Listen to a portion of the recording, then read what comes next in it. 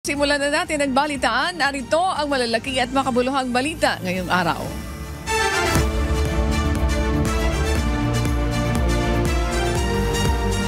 Tiniyak ni Vice President Sara Duterte na patuloy ang trabaho ng kanyang opisina sa kabila ng kanyang mga biyahe sa ibang bansa. Giit ng pangalawang Pangulo, malinaw ang pagkakaiba ng personal at opisyal niyang mga lakad. Binigyan din nito na hindi niya ginagamit ang pondo ng gobyerno sa kanyang mga pribadong biyahe. Dagdag niya, may mga nakatakda pa siyang pagdalo sa mga imbitasyon ng Filipino communities abroad, kabilang ang Korea at Kuwait. Kasi pag personal, hindi ako gumagamit ng pera ng bayan. Pag official, gumagamit ako ng pera ng bayan. Hindi ibig sabihin na personal na lakad yan ay holiday o pamamasyal yan. So, yun yung ibig sabihin ng personal. Walang ginamit na pera ng gobyerno sa lakad na ito. Pero nagtatrabaho pa rin ako. Sa official, ginamit namin ang pera ng gobyerno para sa lakad na ito, para sa trabaho namin sa Office of the Vice President. Yun. Hindi ibig sabihin na personal ay namamasyal. Hataw Balita ngayon! Muling nagpahayag ng pagkadismaya si Vice President Sara Duterte sa kasalukuyang administrasyon at iginit na hindi lang dapat sa papel o larawan nakikita ang pagbabago, kundi sa aktwal na buhay ng bawat Pilipino. Anya, hindi trabaho ng Pangulo ang pagpa-photo-op sa mga operasyon kontra droga, kundi ang tiyaking epektibo ang mga hakbang laban dito.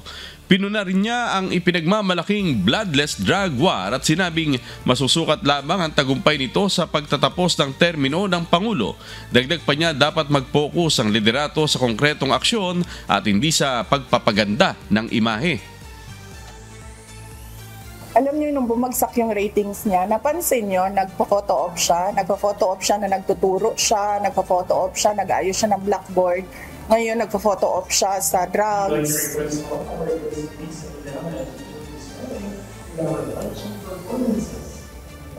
Hindi kasi ito talaga photo op ba? Trabaho ito ba? Hataw Balita ngayon! Iginiit ng House Prosecution Panel na walang legal na batayan ang naging hakbang ng Senate Impeachment Court na ibalik ang articles of impeachment laban kay Vice President Sara Duterte. Ayon sa isinubiting pleading noong hapon, tiniyak ng Kamara na nasunod ang lahat ng itinakdang proseso sa saligang batas, kabilang ang one-year bar rule. Pinabulaanan din ng Kamara ang aligasyong sinasadya nilang pahabain ang proseso kasunod ng puna ni Senate President Francis Escudero. Wala pa namang tugon ang papel panel sa sagot ni VP Sara sa writ of summons na may deadline hanggang June 30. Which is a certification from the House of Representatives that the House complied with all constitutional requirements and there was no violation of the one-year bar rule. Hataw Balita ngayon! Hindi pa rin naglalabas ng pahayag si Vice President Sara Duterte hinggil sa kanyang plano para sa 2028 elections. Ayon sa pangalawang Pangulo, nangangamba siya para sa kanyang seguridad sakaling isiwalat niya ang kanyang intensyon sa politika para sa susunod na presidential election. Inamin niyang ramdam niya ang mga atake laban sa kanya mula sa administrasyon, kabilang na ang banta ng impeachment. Hataw Balita ngayon! Mariing tinutulan ng mga biktima ng war on drugs ang hiling na interim release ni dating Pangulong Rodrigo Duterte sa International Criminal Court. Ito ay dahil posibleng manganib umano ang kanilang seguridad at ang takbo ng paglilitis sakaling pansamantala itong makalaya. Ayon sa kanilang abogado, malaki ang impluwensya ni Duterte at maaring maapektuhan ang mga testigo o mismong proseso ng korte. Giit niya, nararapat lamang na manatili ito sa kulungan upang matiyak ang hustisya. Hataw Balita ngayon! Maariing itinanggi ni Senator Risa Ontiveros ang akusasyon ng dating testigong si Michael Maurilio na siya ay binayaran para magsalita laban kina Apollo Kibuloy, dating Pangulong Rodrigo Duterte at Vice President Sara Duterte. Ayon sa senadora, voluntaryo ang lahat ng naging testigo sa pagdinig at may sapat silang ebidensya para patunayang peke ang bagong pahayag ni Maurilio. Naniniwala si Ontiveros na pinilit o binayaran si Maurilio para guluhin ang kaso laban kay Kibuloy at sindaki ng mga testigo. Bunso dito, naghahanda na ang kampo ng senadora ng legal na tugon laban sa mga nasa likod ng umano'y pananakot.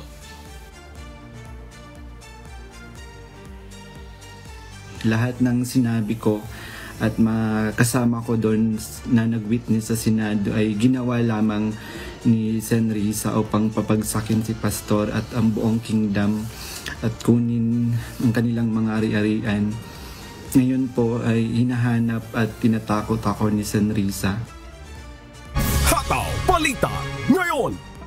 7 priority bills mula sa 40 panukalang batas sa ilalim ng Common Legislative Agenda ng Marcos Administration ang naipasa sa pagtatapos ng 19th Congress. Ayon sa Department of Economy, Planning and Development o DepDev, kabilang sa mga na-ratify na batas ay ang Government Optimization Act, E-Governance Act at ang batas na nagpapahintulot sa foreign investors na magpaupa ng pribadong lupa na ipasa rin ang Konektadong Pinoy Act, Virology Institute of the Philippines, Accelerated Right-of-Way Act at ang Enhanced Fiscal Regime for Large-Scale Metallic Mining Act.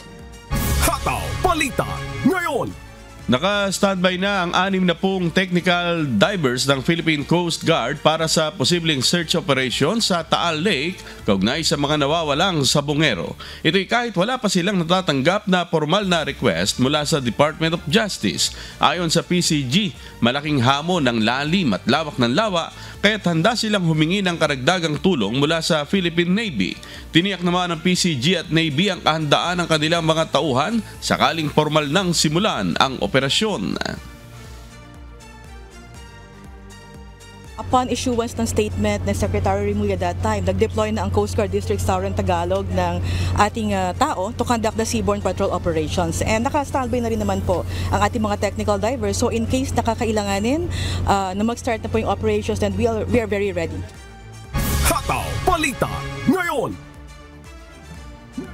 Pinalalakas pa ng Philippine National Police Anti-Cybercrime Group ang kampanya nito kontra online scams sa gitna ng lumalalang banta ng AI-manipulated content at investment fraud. Nagbukas ng Facebook group ang PNP, ACG, katuwang ang ScamWatch Philippines kung saan maaring i-report ng publiko ang mga kahina-hinalang online na aktibidad gaya ng panloloko at peking endorsement. Kamakailan ay lumabas ang isang AI-generated video na nagpapakitang tila nag-endorso si Pangulong Marcos Jr. ng isang trading platform dahilan upang agad na kumilos ang PNP para matukoy at maaresto ang nasa likod nito. Ayon sa PNP, ACG, mahalaga ang pakikiisa ng publiko sa mass reporting upang agad matugunan ang mga scam, lalo pat limitado ang bilang ng kanilang tauhan sa pagtugis sa mga cyber criminals. Yes. So ang ginawa namin ngayon, nakipag-partner kami sa Gogolook for the technology. At the same time, magagamit yun sa Who's Call app and then sa PNP Anti-Cybercrime Group. Kasi ang kailangan nila lead, di ba? So ang gagawin natin ngayon, i-empower natin lahat ng mga Pilipinong may Facebook na sumali sa ScamVault PH. Hataw Balita ngayon. Matapos ang matagumpay na paglahok sa trilateral maritime exercise kasama ang US at Japan Coast Guards, nakabalik na sa bansa ang BRP Teresa Magbanwa ng Philippine Coast Guard. Dumaong ito sa port area Maynila, lula ng 123 crew na sumailalim sa iba't ibang pagsasanay tulad ng search and rescue, communication at firefighting drills. Ayon sa PCG, sinamantala rin ang pananatili ng barko sa Japan para isailalim ito sa repair at maintenance bilang paghahanda sa mga susunod na misyon. Binigyang diin ng PCG ang kahalagahan ng aktwal na pagsasanay at pagpapanatili ng kondisyon ng mga barko na itinuturing nila ang lifeblood ng kanilang operasyon sa karagatan. So marami po tayo natutunan in terms of interoperability, communications wise, mga doctrines on how to conduct search and rescue, and maritime environmental protection. Yun po yung aming natutunan. Iba po kasi pag nasa actual scenario po na ginaganap yung exercise na yan. Hataw Balita ngayon. Tiniyak ng National Food Authority na may sapat na buffer stock ng bigas ang bansa na maring tumagal ng hanggang 1 taon, lalo na't inaasahan pa ang anihan ngayong tagulan. Ayon kay NFA Administrator Larry Lacson, nasa 11.5 days na ang kasalukuyang buffer stock at patuloy ang pagpasok ng palay sa kanilang mga bodega. Dagdag pa niya, handa ang ahensya na tumugon sa mga kalamidad at programa ng pamahalaan gaya ng 20 pesos per kilo na bigas. Ang ating buffer stock is very healthy at pati yung main function natin na sa calamities and emergencies, wala po tayong dapat pangambahan. Kahit magkabagyo, marami po tayong stock na pwedeng itulong kung saan pwedeng kumuha sa atin ng DSWD or ang Civil Defense ng mga pang-relief na bigas. Nakahanda po tayo dyan. Hataw Balita ngayon. Tiniyak ni Pangulong Ferdinand Marcos Jr. na walang sapat na dahilan para sa pagtaas ng presyo ng mga bilihin sa kabila ng tensyon sa Middle East, partikular sa pagitan ng Israel at Iran. Ayon sa Pangulo, nananatiling matatag ang ekonomiya at bumaba pa nga ang presyo ng langis kasunod ng ceasefire kaya't hindi pa kailangan ng fuel subsidy. Ipinagutos din ni PBBM ang mahigpit na pagbabantay laban sa hindi makatarungang pagtataas ng presyo sa merkado. Yun lamang, binabantayan natin ngayon yung price gouging. Dahil ang dami ko nang nakita, nagtataas ng presyo, hindi naman tumaas ang presyo ng langis.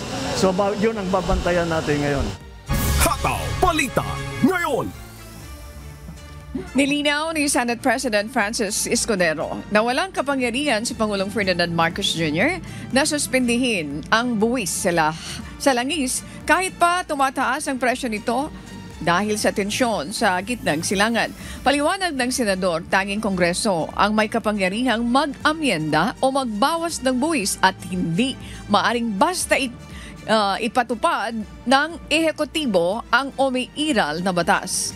Kaugnay nito, plano ni Escudero na muling imungkahi sa 20th Congress ang pagbibigay ng standby authority sa Department of Finance upang pansamantalang ibaba ang VAT sa petrolyo kapag tumaas ang presyo ng langis.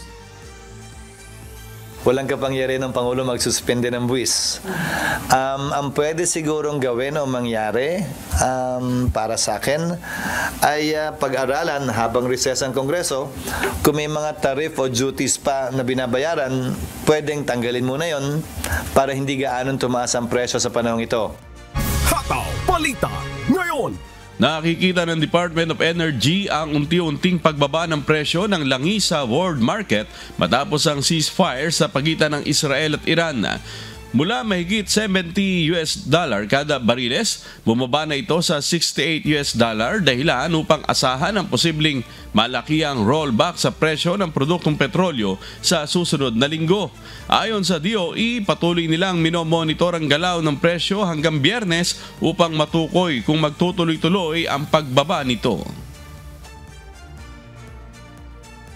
Ngayon, hintayin natin ng Wednesday to Friday dahil hindi ho tayo sigurado kung matutuloy. Pero kung tuloy-tuloy ang pagbaba, sa tingin ko pala ngayon, malakihan din ang baba. Kung dire-diretso ang baba, baka may malaki din tayong rollback.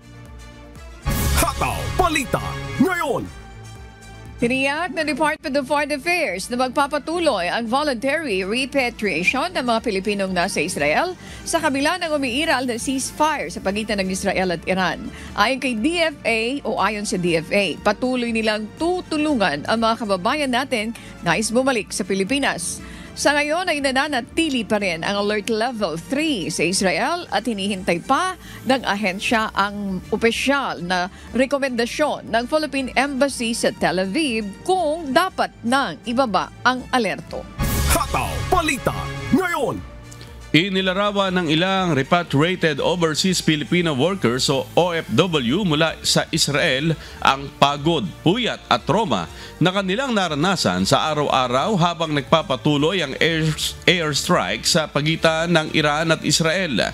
Ito rin ang dahilan kaya pinili na lang nilang bumalik sa Pilipinas sa kabila ng pangamba sa magiging hanap buhay pag-uwi. Tiniyak naman ng TESDA na may alok silang libreng training vouchers para sa mga repatriated OFW upang matulungan silang makahanap ng panibagong kabuhayan sa bansa. Sa loob ng isang araw, 5 alarms, 4 alarms, na yun. Kahimbingan ng tulog mo, mag-a-alarm, bababa ka na naman, pusakit ka na naman. Pag ikaw na nakatira sa 7th floor, bababa ka to shelter, so pagod at puyat ang kalaban mo sa araw-araw. Kasi inisip nila baka hindi naman matutuloy, hindi naman magiging problema sila pag umuwi sila, baka mahirap nang bumalik. O kaya baka pag umuwi sila, wala na silang makuha ng ibang trabaho. Kaya kami po sa TESDA, binigyan namin sila ng open certificate voucher for skills training na pwede nilang gamitin sila mismo or pwede nilang ipagamit sa nearest kin nila para makatulong sa maibsan yung magiging ina-anticipate na problema sa isang nawalan ng trabaho katulad ng mga galing sa Israel. Hataw Balita ngayon. Ikinatuwa ng Pilipinas ang anunsyo ng Estados Unidos kaugnay ng napagkasunduang tigil putukan sa pagitan ng Israel at Iran. Ayon sa Department of Foreign Affairs, umaasa silang magiging daan ito tungo sa pangmatagalang kapayapaan sa rehiyon. Giit pa ng DFA, mahalaga ang tuloy-tuloy na dialogo at negosasyon upang matugunan ang mga hindi pagkakaunawaan ng dalawang bansa.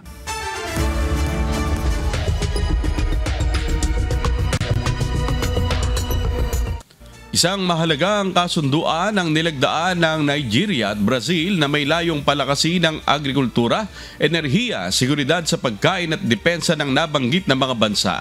Ito ang humahataw na balita ni Crespo Gaban. Nagtapos ang pagbisita ni Vice President Geraldo Alckmin ng Brazil sa Abuja, Nigeria noong Martes sa pamamagitan ng paglalagda ng $1 bilyong na kasunduan.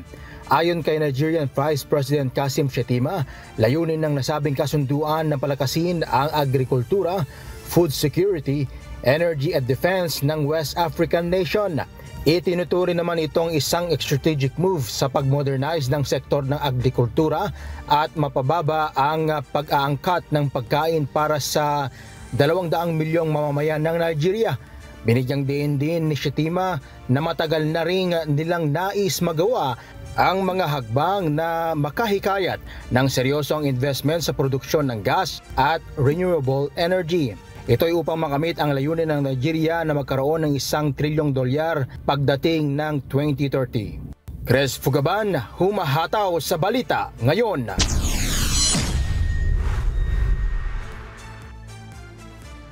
Hinangaan ni US President Donald Trump ang mga piloto na nambomba sa 3 nuclear facility ng Iran. Muli ring iginiit ni Trump na tagumpay ang kanilang airstrike. Ito ang wahataw na balita ni Miguel Ray De Leon.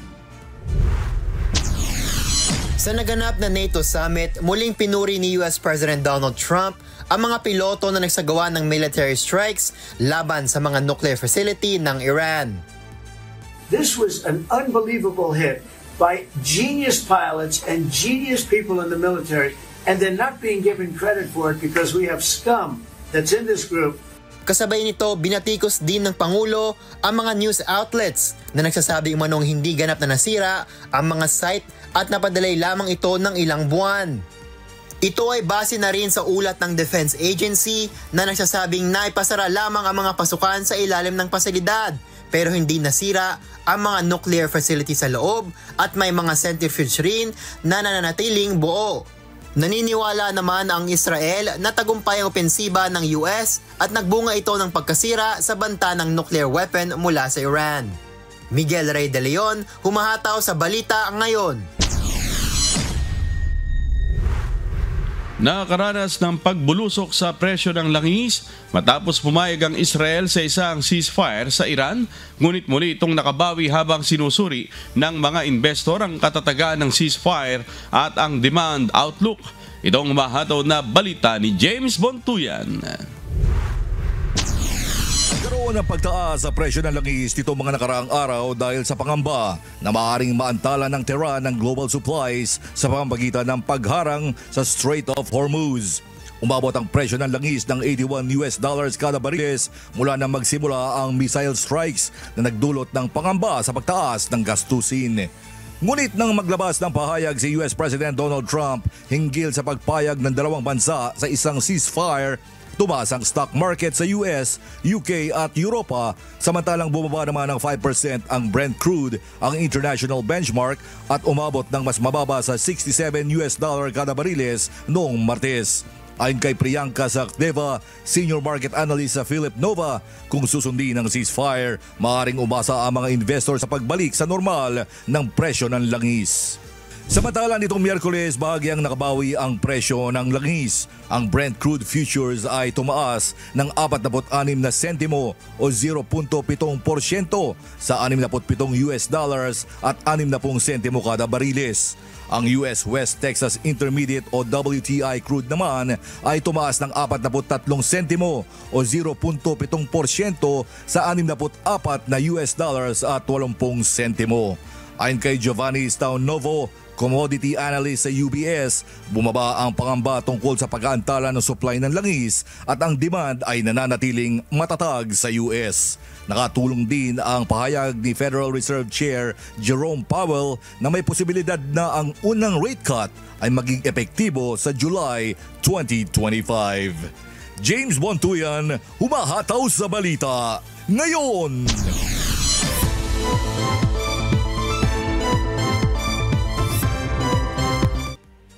Sinimulan na ng Department of Science and Technology Region 3 ang pagsasagawa ng calibration sa mga weighing scale o timbangan na ginagamit ng Department of Education sa Malolos, Bulacan. Ilang timbangan nakitaan ng depekto. Si Nestor Torres humahataw. Mahalaga ang ginagawang regular na nutritional assessment sa mga mag-aaral sa mga paaralan para matugunan ang kanilang pangangailangang pangkalusugan. Sa naturang assessment, inaalam kung ang isang bata ay malnourished, overweight o obese at saka sila binibigyan ng kaukulang atensyong medikal depende sa resulta ng pagsusuri. At para masiguro ang tama at accurate na timbang ng mga mag-aaral sa mga paaralan sa Malolos, Bulacan, ay nagsagawa ng calibration ang Department of Science and Technology Region 3 sa mga timbangan o weighing scale na ginagamit sa elementary at high school sa Malolos. Baka po isa sa mga suliranin, yung factor na kung bakit tumataas ang prevalence rate ng overweight and obesity sa school ay hindi po calibrated yung kanilang timbangan. Ayon pa sa focal person ng DepEd Malolos, may regular silang school-based feeding program sa DepEd. Pero hindi sila sigurado kung accurate ang timbangan sa 57 na paaralan sa Malolos. Para matiyak kung may depekto ang mga timbangan, gumawa ng aksyon ang local government unit ng Malolos para makalibrate ng DOST ang mga timbangan sa mga paaralan. Dito po kasi sa Division Malolos, naisip po namin na yung mga timbangan po natin, baka ho kailangan na po nating i-calibrate. Kasi po kadalasan ang ginagawa po kasi bumibili, pas di naman po nakakalibrate. Ayon sa Department of Science and Technology, ito yung kauna-unang pagkakataon na nagsagawa sila ng calibration sa Department of Education. Malaking bagay ito lalo na para matiyak nila kung ito ay nasa maayos na kondisyon bago gamitin sa mga paaralan. Ang calibration po kasi napaka-importante. Through calibration po, we can identify kung okay yung mga instrument gaya ng timbangan through using mga test weights po. Ito po sila na with known value. Kasi sometimes, akala natin, kung umaandar yung isang unit or isang timbangan, okay siya. We can only determine the accuracy through calibration po. Matapos naman ang isinagawang calibration ng DOST, halos 10 timbangan sa paaralan ang nakitaan nila na may diferensya. Usually, mga class 4 yung mga ganitong klaseng timbangan. Yung accuracy nila, hindi sa kamukha ng mga ginagamit na pang-laboratory. Kaya, hindi rin natin maiwasan na magkaroon sila ng errors. Ayon sa DOST, sa pamamagitan ng calibration ay masisiguro ang accuracy ng timbangan na ginagamit sa mga paaralan. Nestor Torres, humahataw sa balita ngayon. Nasa 4,000 residente ang nakatanggap na ng food stamps ng Department of Social Welfare and Development o DSWD sa lalawigan ng Camarines Sur. Si Jerry Galicia, humahataw.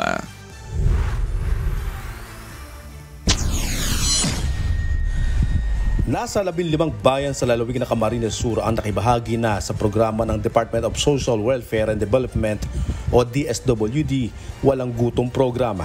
Tinatayang nasa 4,000 mahirap na residente ang nakatanggap na ng food stamp ng ahensya sa mga bayan ng San Fernando, Garchitorena, Ragay, Lupi, Del Gallego, Sipocot, Pili, Pasakaw, Libmanan, Iriga, Nabwa, Minalabak, Bula at Kabusaw. Sa ilalim ng Walang Gutom program ng DSWD, makakatanggap ng Electronic Benefit Transfer o EBT card na naglalaman ng 3,000 piso. Ayon sa DSWD Bicol, may mga schedule ang bawat LGU sa pagkuha o pagproseso ng EBT card. Ang pagsisikap ng ahensya para mapagaang ang nararanasang pagkagutom at mapahusay ang pamumuhay ng bawat pamilya. Hindi lamang nakapokus ang Walang Gutom program sa paglalaan ng pagkain sa mga benepisyaryo, maging sa pamamahagi ng masustansya, mataas na kalidad na item na makapag-aambag na mas mabuti sa kalusugan ng bawat pamilya. Ito na ang pangalawang redemption process sa lalawigan ng Camarines Sur sa 40,609 na individual na kasama sa program ngayong taong 2025. Jerry Galicia, humahataw sa balita ngayon.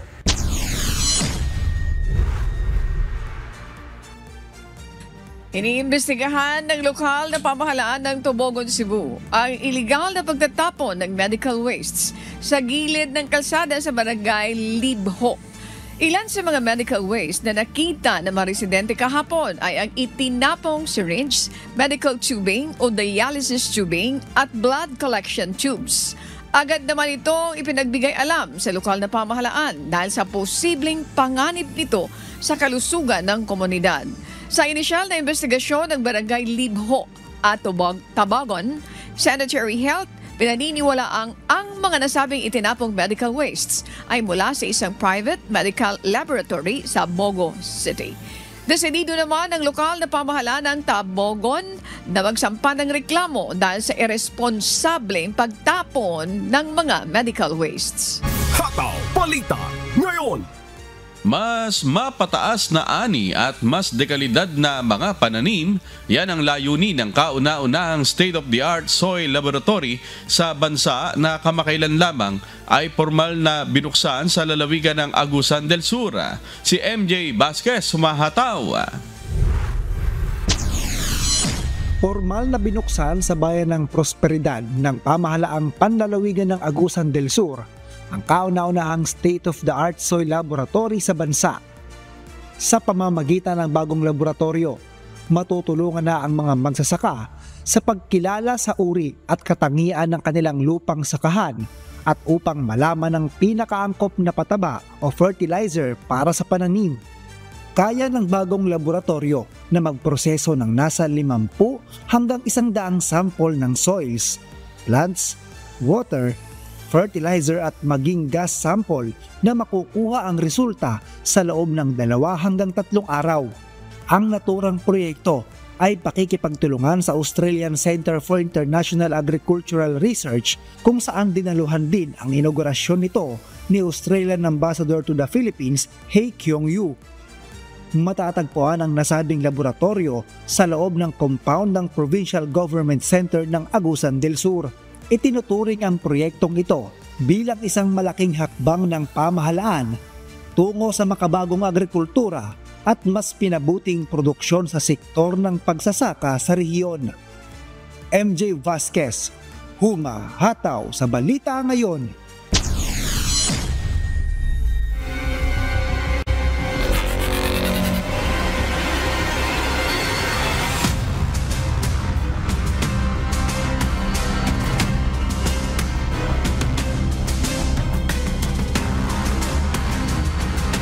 Wagi sa opening games ng UNTV Cup Executive Face-Off 2025, ang SSS Pension Booster, Ombudsman Graph Buster at GSIS Furies. Kahapon, matagumpay na nabuksan ng Liga sa Amoranto Arena ang panibagong season para sa mga matataas na opisyal ng gobyerno. Si JP Nunez humahataw.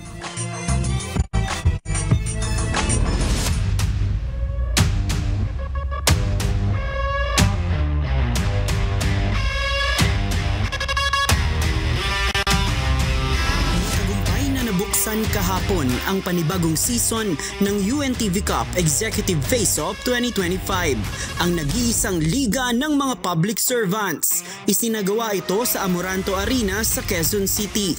Unang nagtagisan sa hardcourt ang SSS Pension Boosters at PhilHealth Health Insurers. Ito ang kauna-unahang beses na nakabuo ng executive lineup ang PhilHealth para sa Executive Face-Off ng UNTV Cup.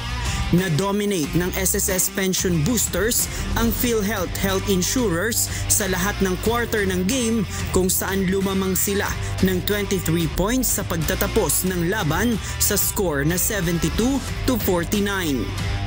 Looking forward sa practice para mabigay yung sistema, para hindi na sila mahirapan kasi may mga executive yan eh. Hindi naman pwedeng practice kami ng everyday. Although hindi namin nakuha yung panalo, at least may mga positive signs naman kahit paano. So more practice pa siguro and more familiarity. Hinirang naman na best player of the game si Socrates Trinidad na nakapagdala ng 16 points at 18 rebounds. Pinapromise po namin na manalo kami ng mas maraming games ngayon dahil mas bata at mabibilis yung aming mga kasama ngayon. Makakuha ng offensive rebound dito ang white shirts ng Ombudsman Sa Game 2, sumalang naman ang Ombudsman Graph Busters at ang NHA Home Masters. Na-dominate din ng Ombudsman Graph Busters ang NHA Home Masters sa kabuuan ng game, kung saan inalagaan nila ang kanilang kalamangan. Nagtapos sa 81-50 ang score ng dalawang team, lamang ang Ombudsman Graph Busters. Unti-unti na namin apply yung ginagawa namin sa practices.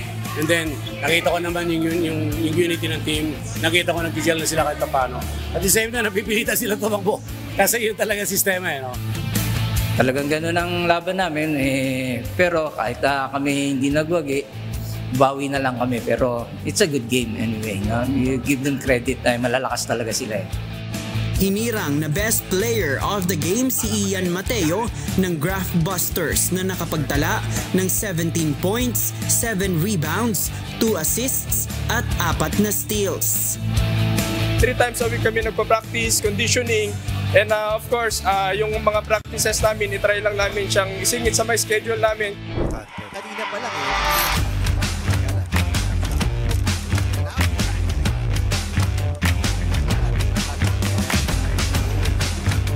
Game naman kahapon, nagtagisan ang GSIS Furies at BJMP Greyhounds.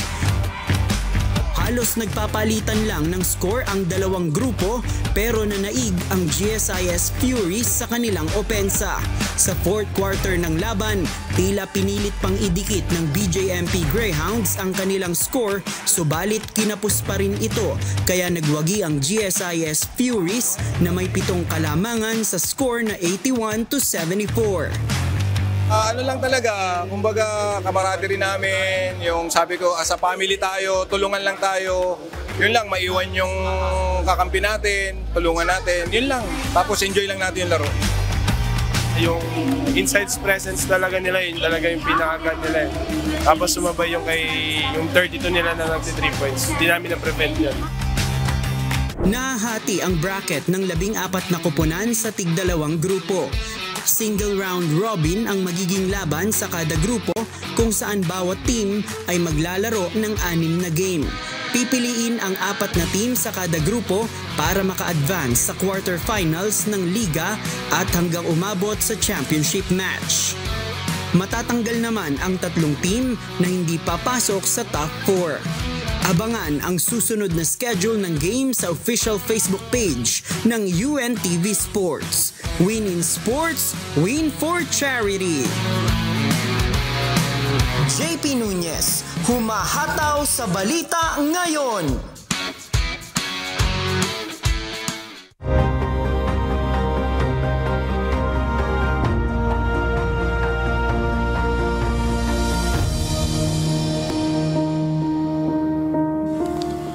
May magagamit ng karagdagang bagong mobile patrol car para sa mas mabilis na pagresponde ang Morong Municipal Police Station. Ayon sa Morong PNP, malaking tulong ito lalo na sa pagtugon sa 5-minute response time na direktiba ng kanilang PNP chief. Si Mel Aquino, humahataw. Ngayong naglabas na ng 5-minute police response time ang Philippine National Police bilang bagong polisiya, mas mapabibilis na ang pagresponde ng mga pulis sa mga matatanggap na sumbong ng bawat himpilan ng pulisya. At ayon sa pamunuan ng PNP, hindi magtatagal na ipatutupad na rin ito sa lahat ng himpilan ng pulisya sa mga probinsya sa iba't ibang lugar sa bansa. Bagay na pinaghahandaan ngayon ng ilang police station sa Bataan Province, partikular na ng Morong Municipal Police Station.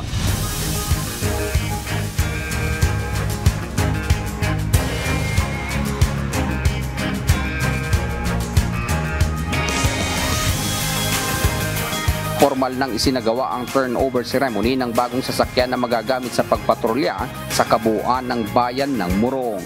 Kaya ito very timely talaga yung grant ng MCGI ng mobile patrol dito sa Morong MPS. Napakalaking tulong talaga niya sa amin sa ngayon. Isang pasasalamat ang ipinaabot ni Police Captain Carlito Buco, ang officer in charge ng Morong MPS, nang tanggapin ang isang bagong mobile patrol car sa kanilang istasyon mula sa Members Church of God International o MCGI at UNTV.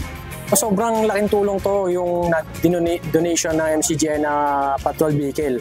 Lalo-lalo sa pag-comply o pagtalima namin sa direktiba ng ating Chief PNP na 5-minute response time. Dahil madadagdagan yung aming mobility asset, mas mabilis kami makaka-responde, mas makakapag-deploy kami ng maraming patrollers sa kalsada. Layunin ng MCGI at UNTV na makatupad sa kalooban ng Diyos sa pamamagitan ng pagtulong sa mga alagad ng batas na maayos na magampanan ang kanilang tungkuling mapanatili ang kapayapaan at seguridad ng mga mamamayan. Nagpasalamat din si Bataan Police Provincial Director Police Colonel Marites Salvadora sa ipinagkaloob na patrol vehicle ng MCGI.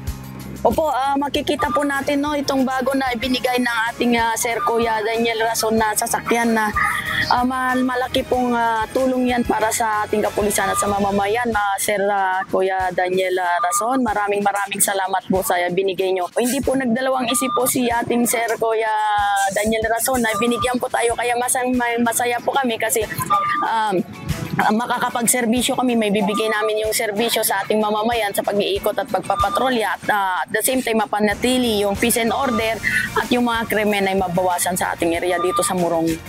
Nauna nang sinabi ni PNP Chief Nicolas Torre III na nais niyang palakasin ang presensya ng pulis sa lansangan gamit ang patrol car at radyo upang mas mapabilis ang pagtugon sa anumang tawag ng publiko. Melaki humahataw sa balita ngayon.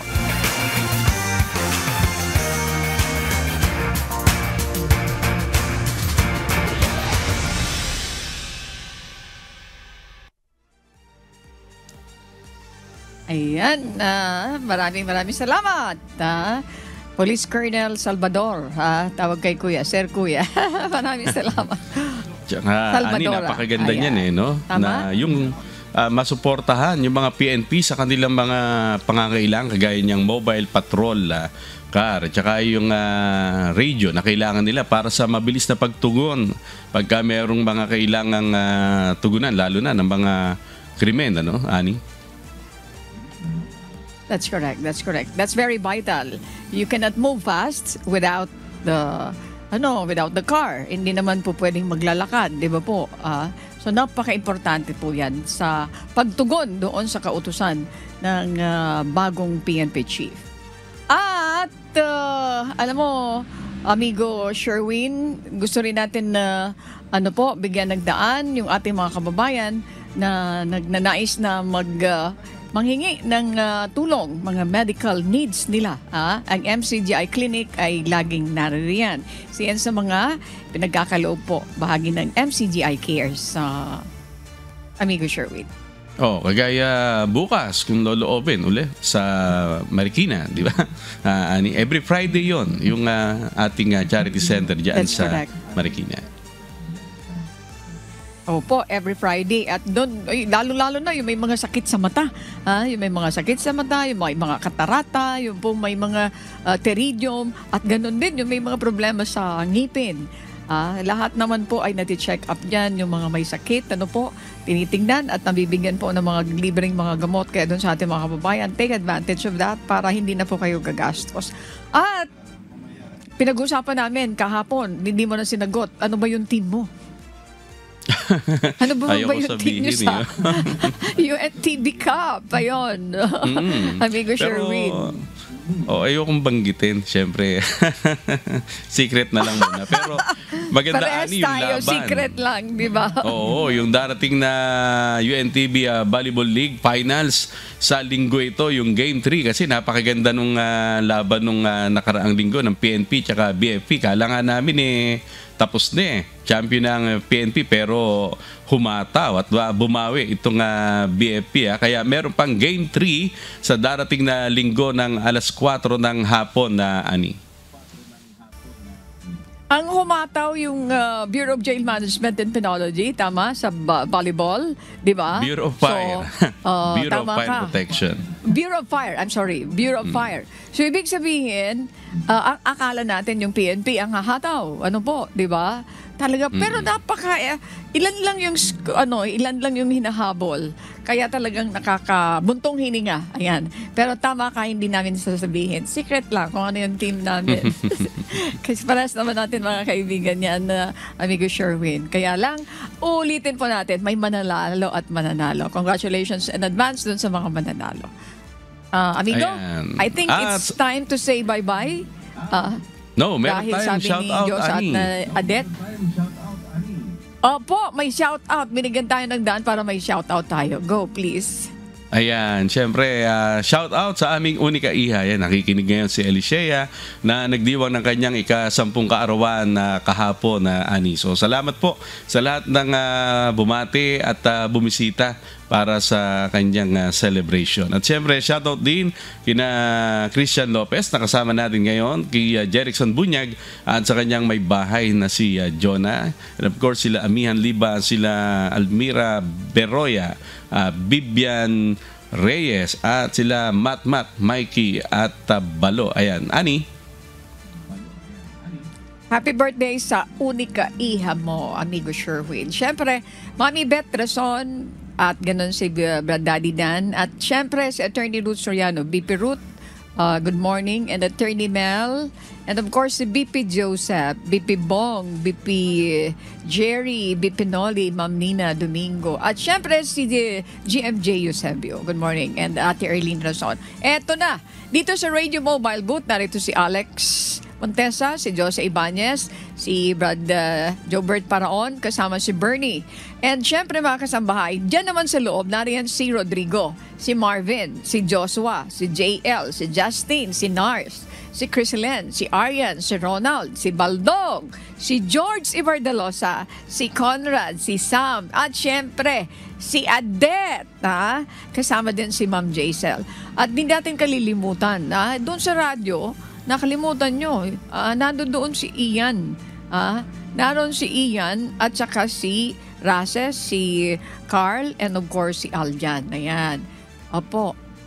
Bernie, yung ating kasama dito. At yung mga taga social media, si Flor. Ayan, Gakutan. At syempre, nariyan mga kasambahay, naka-standby na. Alam mo si Ma'am Ana Posadas, yan, si Moy Moy, naka-standby na sila. Sila Miss Grace, si Mon Hocson at saka si Victor Cosari. Naka-ready na yan. O, mayroon ka pa bang nakalimutan, amigo Sherwin? Pwede ka ulit bumalik. May time pa tayo. Meron pa ba? Okay, sa bati. Sige. 1 minute pa dito nakikita ko. Sige. Yung Bati Tita ka, Neni ko, habol of ka. course.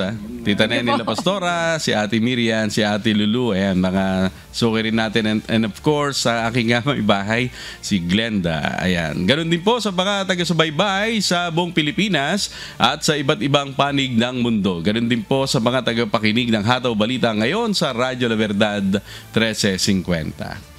Patuloy po namin kayong hinaaniyahan sa isinasagawang mass indoctrination ng MCGI. Day number 9 na po tayo mamayang alas 7 po ng gabi sa official MCGI social media accounts. Kabilang po ang MCGI channel, ang official YouTube channel ng Members Church of God International.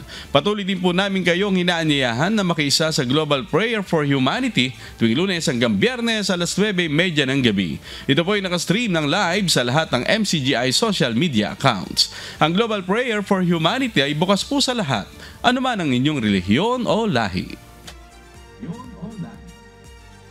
Alam mo, amigo Sherwin, I'd like to take this opportunity na meron tayong isang public service dito. Munting na itong masagasaan kasi tumawid siya dito. Dito po sa may Philcoa na hindi naman dapat tawiran. Hinatid dito na isang sasakyan na pag-aari ng isang kumpanya dito mismo habang nakita nila itong UNTV. Isa po ito matanda na pupunta po sa Mandaluyong, kaya lang palibasa medyo may edad na, hindi niya na alam yung address. Kaya mamaya po magandang loobin natin ito na maihatid doon sa kanilang lugar. Paalala lamang doon sa ating mga kababayan, yung mga hindi tawiran, wag po kayong tatawid kasi yan po ay maliwanag na aksidente ang kahahantungan nyo. Tingnan nyo po, nasa likod natin kung gaano kalapad yung tatawiran nyo. Bawal po yan. Okay, mga kasambahay, kung may mga istorya po kayong nais balikan dito sa Hataw Balita ngayon, pwede nyo po itong muling mapanood sa aming official social media account. Magtungo lamang po sa UNTV News and Rescue YouTube channel at i-click ang subscribe button. Gayon din sa aming Facebook at TikTok accounts. Mapapanood nyo rin rito ang iba pang news programs ng UNTV, pati na po ang iba pang video na nag-iisang public service channel. Kaya tara na! Subscribe, like, and share. At sa aming ibabahaging mga salita ng Diyos na ating sandigan mula sa Roma Kapitulo 7, talatang 12. Kaya nga ang kautusan ay banal, at ang utos ay banal, at matuwid, at mabuti.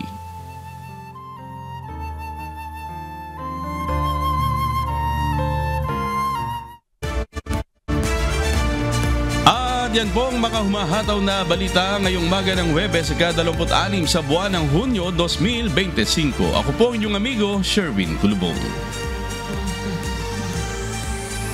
Sa ngalan po ng lahat na bumubuo ng UNTV News and Rescue, UNTV Radyo La Verdad 1350 at ng ating mga correspondent mula sa Pilipinas at sa iba't ibang panig ng mundo.